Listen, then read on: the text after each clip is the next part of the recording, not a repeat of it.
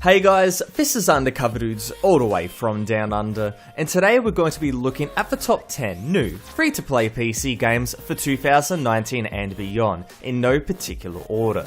The vast majority of these games have not been featured on my previous list before, so make sure to smash that like button and subscribe for more videos on free-to-play games.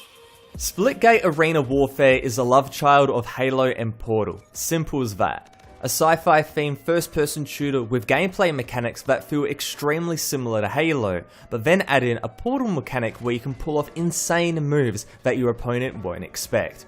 It's a weird combination, but it really works, as it makes you think in a completely different way to most other first-person shooters by having to plan out your portal positions and flanking routes. For a game that came as an open beta only a couple of months ago, it really does hit the mark and is most definitely an underrated game that you should check out. Rocket Arena is a very weird game. It's part Quake, part Smash, and all about chaos. The premise is that every weapon is a projectile and you don't have a traditional life bar, so therefore Rocket Arena doesn't function like a traditional first-person shooter at all. If you take enough damage or you get knocked off the map, you'll get finished a la Smash style by being booted all the way to the outskirts, and then you have to wait a few seconds before being let back into the game, which can turn the tide in objective based mode. It's a big difference to most first person shooters where you die and respawn. Here you never die, you just get knocked out and put back into the game. There's also many classes to play around within Rocket Arena with different abilities which shakes up the gameplay, turning Rocket Arena into not exactly an original experience, but an enjoyable one nevertheless. Kurtzpel is a game that I have featured in the past, but finally the game is now available in open beta on Steam for everyone to play. For those who don't know about this game, Kurtzpel is an anime-inspired MMORPG from KOG Games, the makers of the old school MMO L-Sword. The most apparent aspect of this game is the graphics, which are extremely colourful and anime inspired. The gameplay goes and backs this up, with combat and movement being at breakneck speed with massive combos to boot where you swap between two forms known as karmas. The art of swapping back and forth keeps you on your toes and makes sure that the combat is always interesting. You go for a few long range shots with the crossbow, then swap to a sword, get up close and personal, back off, rinse and repeat, then add in the massive combos and the fluid movement, and it really does add to the eye candy. Overall, Kurtzpel was an amazingly looking game. Not many games hit the anime levels of insane combat, but overall Kurtzpel does just that, and is definitely a must play for any anime or MMO fan. Ironsight is a game that keeps appearing on my channel, and for good reason. It's a fantastic free-to-play first-person shooter for people who want some major Call of Duty vibes.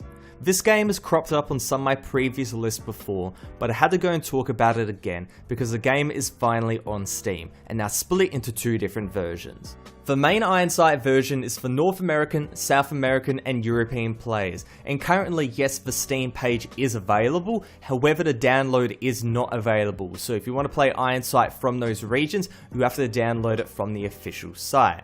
However, for Asian players, the Asian version is currently live on Steam, so you can go on the page if you're in that region, download it, it's very seamless and it gets you right in game. Regardless of what version you play, Ironsight is one of the best free-to-play first-person shooters out there. The combat is crisp, the class customization is detailed, and the maps and modes are extensive. The problems with the netcode have been for the most part fixed, and the addition of Asian servers have really helped out the community. Overall, Ironsight is in a really good state now, and so I suggest checking it out if you're a Call of Duty fan. One game you probably didn't expect to be on this list is this one, Starcraft 2.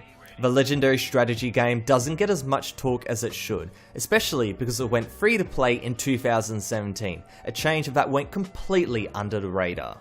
Known around the world as one of the most difficult games out there, StarCraft 2 puts you in the driver's seat, controlling an army and their units in an attempt to destroy the enemy.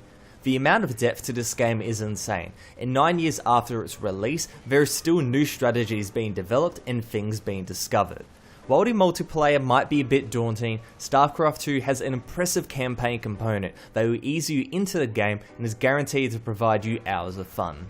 Apex Legends is a game that made a massive splash with its AAA quality gameplay, free-to-play entry point, and addictive first-person shooter battle royale format. However, it simmered down after a lack of updates. It just kind of got released and then no updates for a while and people were just shaking their heads. Introduce Apex Legends Season 2, the biggest patch so far. There is new weapons, a new legend called Watson, a ton of weapon changes, a ranked mode, and of course some big variations to the map, all summing up to a pretty sick update. Apex Legends has always been a game for people that don't like the building and cartoonish nature of Fortnite and the slow-paced nature of PUBG, as Apex has frantic combat in various classes, ensuring each match is going to be different from the last. Add on the extremely fair monetization system and Apex Legends is definitely worth your time, especially because it's a great first person shooter, add on the Battle Royale, add on the no pay to win, overall it is a very well rounded package. When it comes to game genres right now, the flavour of the month is auto battlers, and Dota Underlords is one of the most popular ones right now. Based in the Dota universe, in Underlords you form an army by buying units and forming compositions where you try to take down the rest of the players in the match. In direct contrast to normal Dota, you don't actually control the units, rather you place them in specific starting positions, equip items and upgrade them, so it plays like a battle arena version of a strategy game. While personally this is not my auto battler of choice, we'll talk about why later on, Underlords is a very solid game and the Steam reviews are extremely positive, so if you're a Dota fan I highly suggest checking it out. Let's move on to the next game and that's Destiny 2, the looter-based first-person shooter going free to play. Originally a pay-to-play game, the base Destiny 2 will be changed into a free version, which includes all the Year 1 missions, activities and rewards. While future expansions will be paid, all of the original content will be going free to play and that's amazing. On top of that, Destiny 2 will be ditching Battle.net and going onto Steam, which is another great move.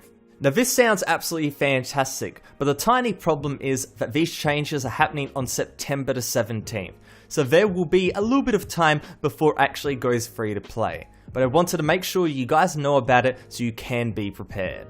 The Life is Strange series is a fantastic demonstration of a story-driven adventure, and the awesome adventures of Captain Spirit is no exception to that standard. Set in the same universe, this game focuses on a young boy called Chris Erican and his superhero alter ego called Captain Spirit, where he projects his imagination onto reality after the death of his mother.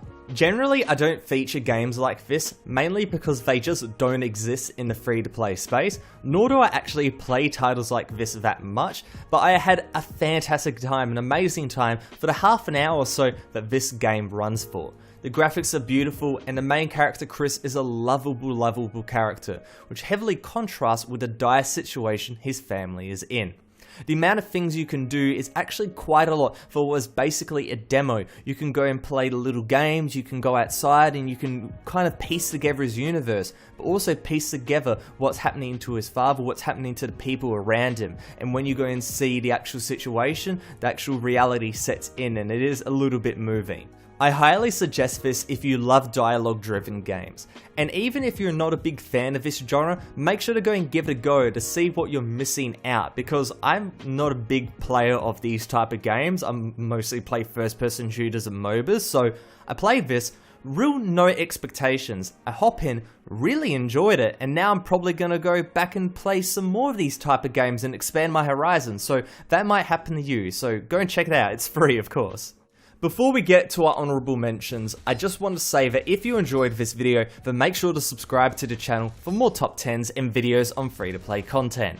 More than 94% of you guys and girls aren't subscribed to the channel, and it would be awesome if you could join our community. On top of that, make sure to comment below what your favourite game so far from this list is. I'll be reading and replying to as many comments as possible. Quake 2 was released more than 20 years ago, and it's one damn good game. So Nvidia decided it would be the perfect title to showcase their new RTX technology, otherwise known as ray tracing. On the surface, this seems like a very small thing, but ray tracing significantly improves the lighting performance of games, and it has a significant effect on this one in particular because the game, given it's so old, they can completely utilize this new technology. It's also been used in games like Battlefield 5, but the effect there is so small given that if you apply it to the whole game, no computer would be able to go and run it. Now personally, I'm stuck on a 970, so I couldn't try this game out. But if you have an RTX card, you can download Quake 2 for free on Steam. Now with that said, if you have the original Quake 2 in your library, you can apply this patch, this render patch, to the whole game. Otherwise, you can just go and download the demo, which includes free campaign missions, so you don't need the actual game on your computer. Now for the majority of us watching this video, it's a free to play video. We're not going to have the beefiest graphics card out there, so the majority of us, it's going to be out of reach. But this is a really cool idea, and if you have an RTX card, I highly suggest to go and check it out. Of all the games on this list, Teamfight Tactics is the one that I have been playing the most. I've been playing so much Teamfight Tactics lately. This game is an auto brawler that is similar to Dota Underlords, and you can place minions on the board to form team compositions and destroy the enemy. It's basically the same description as I said with Dota Underlords. Now comparing the two games, the concepts are very, very similar. So please don't take any placement in this list as this game is better than Underlords. I just didn't want to go and talk about the two games back to back. Now I have been playing a lot of this game. It's super fun seeing champions from League of Legends in this mode and trying out weird and wacky ideas to win the match by doing all these cool different strats. It is a different way to go and play video games. On a different note though, Teamfight Tactics is not a separate game and is actually part of the League of Legends client, which could be a positive or a negative. Dota Underlords is actually separate from the Dota 2 client, so you can just go and download the 700 megabytes whatever onto any computer, but for League, you gotta download the whole thing. Personally, I simply play this game more because I have more hours on League, but overall the auto battler genre is extremely fun and I really can't wait to see where it goes in the future. I feel like it's a great introduction into strategy games in a more encapsulated environment without the massive scope that you get in titles like Command and Conquer and Total War and stuff like that. It's strategy on a much smaller playing field and it's really fun, so make sure to go and check it out. Hopefully you guys enjoyed this video, and make sure to go and subscribe for more top 10s, more free to play videos, more free to play content, and so on. But other than that, this is Undercover Dudes all the way from down under.